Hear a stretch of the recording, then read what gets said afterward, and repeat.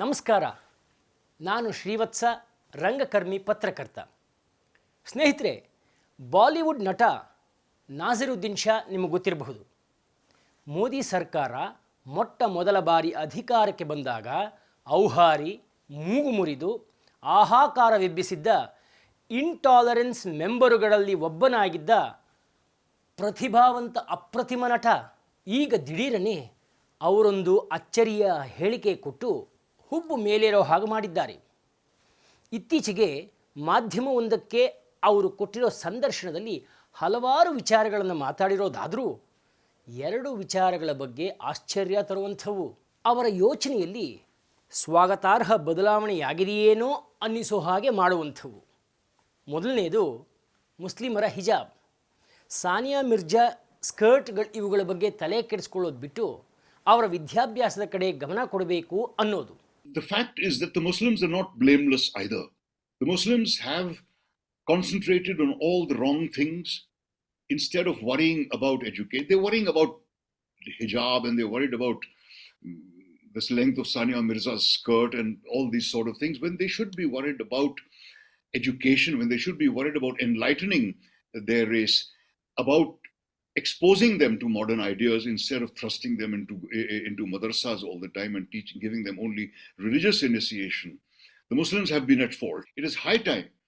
ಎರಡನೇದು ಭಾರತದಲ್ಲಿನ ಮುಸ್ಲಿಮರ ಪರಿಸ್ಥಿತಿಯ ಬಗ್ಗೆ ನಾಸಿರುದ್ದೀನ್ ಶಾ ಅವರು ಆಡಿರೋ ಮಾತು. ಮುಸ್ಲಿಮರ ಪರಿಸ್ಥಿತಿ ಮೋದಿ ಬಂದ ಮೇಲೆ ಹಾಳಾಗಿರೋದಲ್ಲ, ಹಿಂದೆಯೂ ಮುಸ್ಲಿಮರ ಬಗ್ಗೆ ಯಾರೂ ಯಾವ ಪ್ರಾಮಾಣಿಕ ಕಾಳಜಿಯನ್ನು ತೋರಿಸಲಿಲ್ಲ ಅನ್ನೋದು ಶಾ ಅವರ ಆರೋಪ. But then I had to remind myself that this is not a time for gloating, this is a time for introspection. For winners, losers, government, opposition, Hindus, Muslims, everybody. It's time for all of us to wonder how we can help set things right. It's very easy for those of us to oppose Modi, to blame everything that is wrong with the country on him. The fact is there was plenty wrong with the country even before Modi came to power. Nasiruddin Shah ಅವರ ಈ ಮಾತಿನಲ್ಲಿ ಯಾವ ತಪ್ಪೂ ಇಲ್ಲ. In fact Muslim ಬುದ್ಧಿಜೀವಿಗಳಿಂದಲೇ ಇಂಥದ್ದೊಂದು ಧ್ವನಿ ಬರಬೇಕಿತ್ತು, ಬಂದಿದೆ. ಅಷ್ಟರ ಮಟ್ಟಿಗೆ ಇಟ್ಸ್ ವೆಲ್ಕಮ್.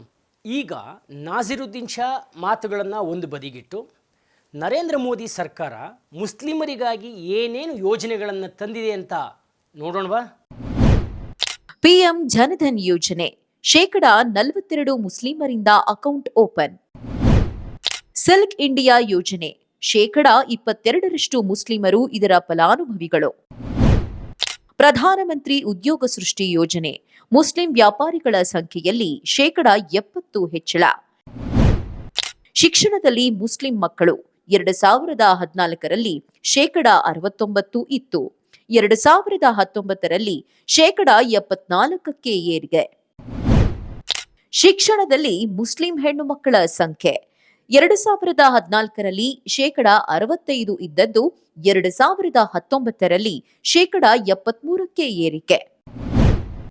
ಶೈಕ್ಷಣಿಕ ಸ್ಕಾಲರ್ಶಿಪ್ ಯೋಜನೆಗಳು 2021ರ ವೇಳೆಗೆ 13 ಲಕ್ಷ ಅಲ್ಪಸಂಖ್ಯಾತ ವಿದ್ಯಾರ್ಥಿಗಳಿಗೆ ಸ್ಕಾಲರ್ಶಿಪ್, 2014ರಲ್ಲಿ 3.5 ಲಕ್ಷ ಇದ್ದದ್ದು 2021ರಲ್ಲಿ 13 ಲಕ್ಷಕ್ಕೆ ಏರಿಕೆಯಾಗಿದೆ.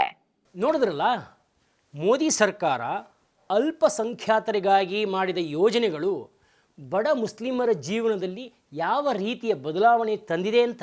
ಇದ್ರ ಬಗ್ಗೆ ನಾಸಿರುದ್ದೀನ್ ಶಾ ಮಾತನಾಡೋದೇ ಇಲ್ಲ. ಮುಸ್ಲಿಂ ಹೆಣ್ಣು ಮಕ್ಕಳು ವಿದ್ಯಾಭ್ಯಾಸದ ಕಡೆ ಗಮನ ಕೊಡಬೇಕು ಅನ್ನೋರು ಅದಕ್ಕಾಗಿ ಕೇಂದ್ರ ಸರ್ಕಾರ ಕೈಗೊಂಡಿರೋ ಯೋಜನೆಗಳ ಬಗ್ಗೆನೂ ಮಾತಾಡಬೇಕಲ್ವಾ? ಈಗಲಾದರೂ ಮೋದಿ ಸರ್ಕಾರದ ಅಭಿವೃದ್ಧಿ ಕಾರ್ಯಕ್ರಮಗಳನ್ನು ಬಳಸಿಕೊಳ್ಳೋದಕ್ಕೆ ಮುಸ್ಲಿಂ ಜನಾಂಗಕ್ಕೆ ಕರೆ ನೀಡ್ತಾರೇನೋ ಕಾದು ನೋಡೋಣ. ನಮಸ್ಕಾರ.